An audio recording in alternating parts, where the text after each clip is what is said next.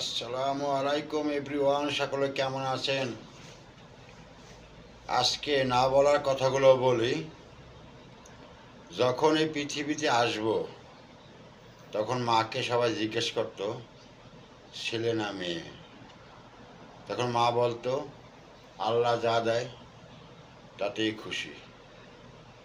যখন এই পৃথিবীতে আসলাম তখন সব থেকে বেশি কষ্ট করছে আমার মা, আর সব থেকে যে খুশি হয়েছে সে আমার বাবা।